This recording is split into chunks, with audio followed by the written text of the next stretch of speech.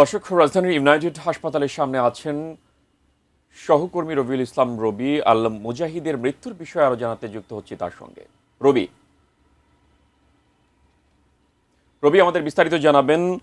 বরেণ্য কবি, মুক্তিযোদ্ধা এবং সাংবাদিক আল মুজাহিদের মৃত্যু নিয়ে আপনি সর্বশেষ খবর আমাদের জানাবেন।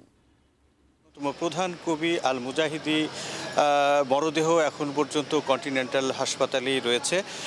এর আগে যে হাসপাতালটি বারিধারা অবস্থিত, যেই হাসপাতালটি ইউনাইটেড হাসপাতাল নামে পরিচিত ছিল, সেই হাসপাতালটিতেই কিন্তু তার মরদেহ এখন পর্যন্ত রয়েছে। এবং আজ রাতে এশার নামাজের পর ঢাকা বিশ্ববিদ্যালয়ের কেন্দ্রীয় মসজিদে তার প্রথম জানাজা অনুষ্ঠিত হবার কথা ছিল। সেই জন্য তার স্বজনরা কিন্তু ইতিমধ্যে হাসপাতালের যে সকল প্রক্রিয়াগুলো রয়েছে, তা মানে মরদেহ হস্তান্তরের যে প্রক্রিয়াগুলো রয়েছে, সেই প্রক্রিয়াগুলো কাজ শেষ করার জন্য কাজ করছে।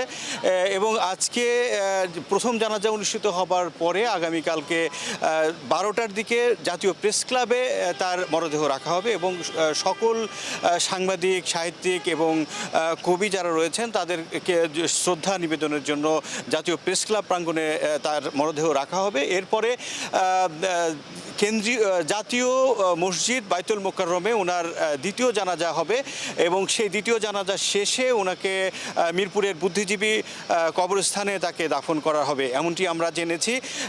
এই মুহূর্তে আমরা যতটুকু জানতে পেরেছি, এখানে সাংবাদিক, কবি, সাহিত্যিক এবং বিশিষ্টজনেরা কিন্তু হাসপাতালে অবস্থান করছেন এবং তার যেই মানে মরদেহ হস্তান্তরের যে প্রক্রিয়াগুলো করার কথা রয়েছে, সেই প্রক্রিয়াগুলোই সম্পন্ন করার চেষ্টা করছে। এই ছিল আমার কাছে রাজধানীর কন্টিনেন্টাল হাসপাতাল থেকে সর্বশেষ খবর।